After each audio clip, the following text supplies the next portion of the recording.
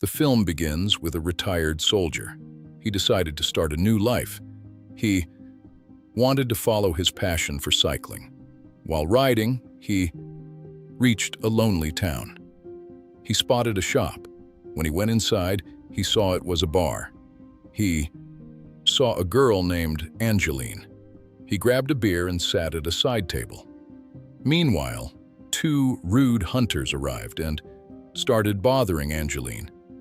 David couldn't watch this, so he stepped in and saved her. As the argument grew, the shop owner came over, and they sent Angeline away. The hunters let her go, but they were now angry at David because he interfered. The owner didn't want trouble, so the owner stopped the hunters and sent David away. David left on his bike while the hunters watched him leave. At night, David stopped to set up camp, but before he could rest, a strong wind broke his tent and blew it away. How will he survive the cold night? He got scared and suddenly felt someone standing behind him. He turned around and realized it was Angeline, whom he had met earlier. Angeline told him, "I am a visitor here, just like you." She took him to her camp. David was happy because he finally had a place to sleep. They started talking about their lives. Angeline said she heard a lot about this place. It's called the Shadow, and people believe strange things happen here. That is why she came to visit. David said he used to be a soldier. He dreamed of a cycling tour, which brought him here. David also told her he served in the war in Iraq for years. Hearing this, Angeline got excited. She said something similar happened here. It is said there is a mine below. During World War II, innocent people hid inside, but soldiers threw a grenade in, causing a fire. Everyone inside burned to death. The victims included women, children, and the elderly. People believe their souls are trapped here. That is why this place is called the Shadow. Angeline added, "I heard that anyone who comes here never returns. I came to find the truth." This story scared David. He was afraid of such things. Angeline comforted him, and they fell asleep. In the morning, David woke up and saw Angeline was gone. He went outside and saw her watching the sunrise on a cliff. He went to join her. They spent a long time there, eating breakfast. Then they left on their bicycles. In the forest, they spotted some deer and stopped to watch. The forest scenery was beautiful, but suddenly, the beauty turned into fear. When Angeline saw the hunters had arrived and were about to kill the deer, she shouted. The deer ran away before getting shot. When the hunters realized Angeline did this, they got very angry. After yesterday's fight, the duo had ruined their plans again, so they chased them in their car. They also had a dog. Angeline and David knew the men would follow. They rode their bikes fast to escape. But while running, Angeline's bike slipped and she fell, injuring her leg. David was ahead, but returned to help her. He saw the hunter's car was very close. The hunters started shooting. A bullet, even, hit David's hand. David got angry, grabbed a stone, and threw it at their windshield. The car flipped over, allowing David and Angeline to escape. They got far away and thought they were safe. So, they sat by the river to clean David's wound. After first aid, they relaxed. Suddenly, they heard a dog barking. The hunters were still chasing them. They brought their dog to track them. The dog heard them and found them. A hunter knocked David down and aimed a gun, while the other harassed Angeline. David could not move because the man held him down. 𝐊𝐚𝐤𝐤 grabbed a spray bottle from her pocket and sprayed the hunter in the eye. This let David escape, and the dog ran off. The hunter tried to control the dog. David and 𝐊𝐤𝐤 ran for their lives. The two rode far away, leaving their luggage. The dog chased them. It followed for a while, but suddenly stopped. The area ahead had a strange mist and a spooky vibe. Since the dog stopped, it was clear that it was a haunted place. This was the shadowy area 𝐊𝐤𝐤 spoke of. Below them was the mine where innocent people had been killed. The dog refused to go, but the hunter knew they went inside. He followed them. The hunters couldn't find David and 𝐊𝐤𝐤, and after a while, they split up to search. But things were strange. Their compass failed.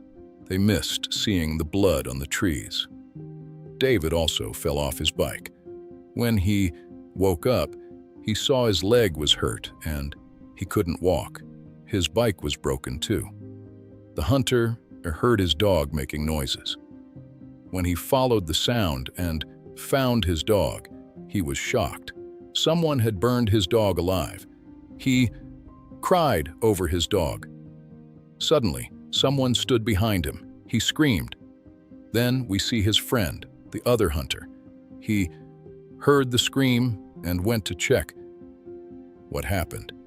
As he moved forward, he saw a trap on the ground. He avoided it, but someone grabbed him and dragged him away. Night fell, and we see David looking for 𝐊𝐤𝐤. He found a house in the forest. The lights were on, so someone lived there.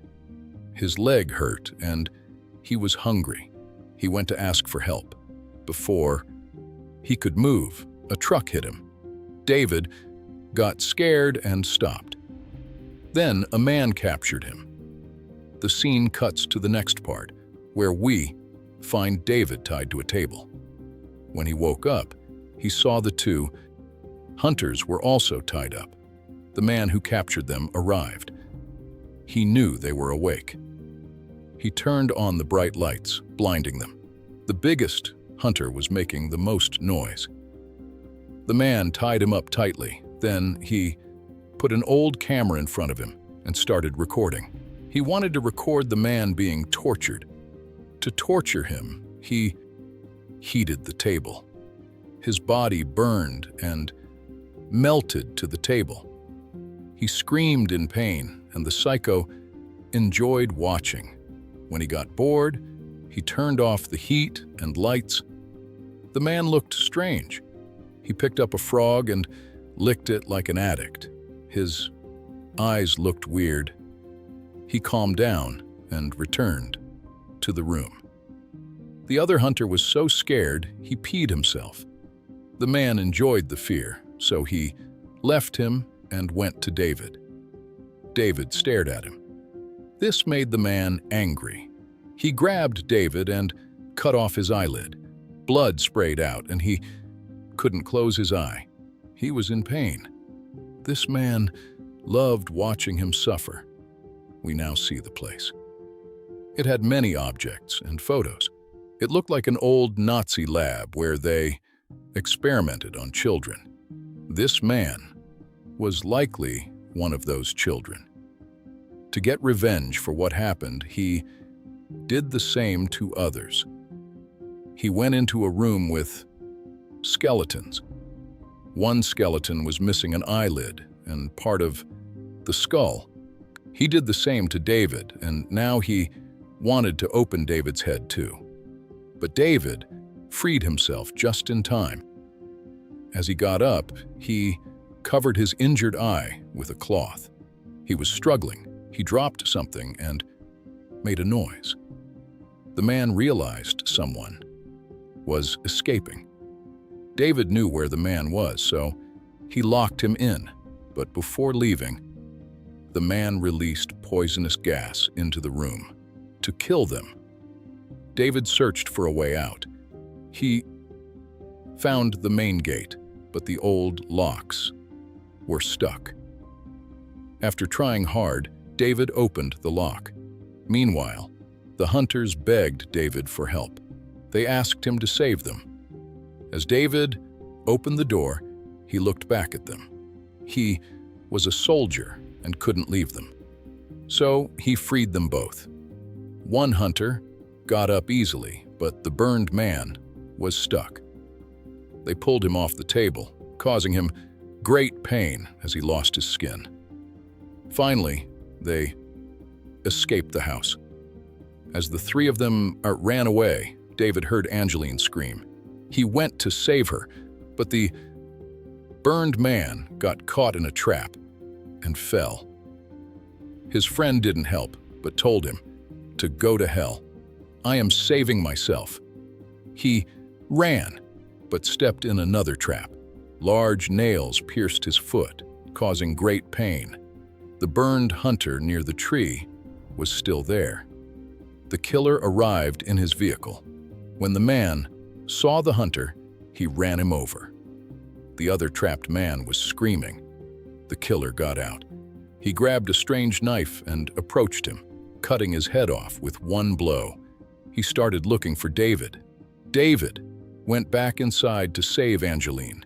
He saw an advanced lab. He realized the Nazis did many experiments. He entered a room with a projector.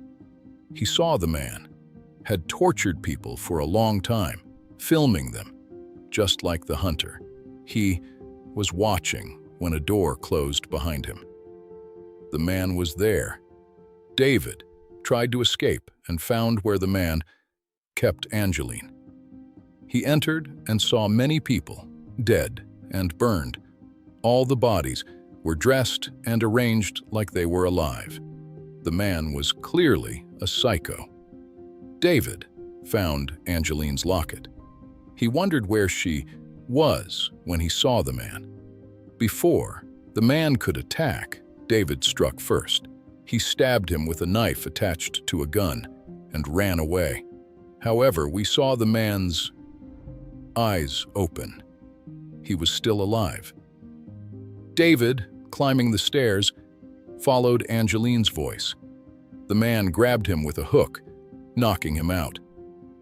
When David woke up, the scene had changed. He was in a bright lab, lying on a table, covered in bandages. It seemed someone rescued him. A doctor and nurse were there. We see the doctor is the bar owner and the nurse is 𝐤𝐤𝐤𝐤. This reveals a major twist. Everything we saw wasn't real. It was only in David's mind.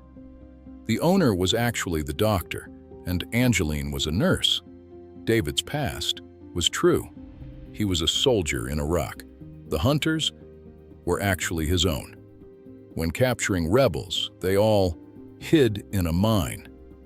To kill them all, David's companion threw a grenade to kill them all. David said it was wrong, but he was ignored, and everyone burned to death. The mission was done, but David was not happy. Many of them were innocent people hiding. Afterward, David fought his companions because they killed innocent people. A fight broke out, and a grenade exploded. Because of this, David's companions died, and David ended up here. 𝐤𝐤𝐤𝐤 was in his dreams because she was caring for him and talking to him. So she was in his thoughts. The whole movie was David's dream while he was unconscious. In his dreams, he did what he wanted, like the cycling tour. But reality mixed with his dreams. Like 𝐤𝐤𝐤𝐤 talking about death and his friends on the table. He decided that when he recovered, he would go cycling. But he didn't know he had lost both legs. Showing this sad reality, the movie ends, showing that not every dream comes true.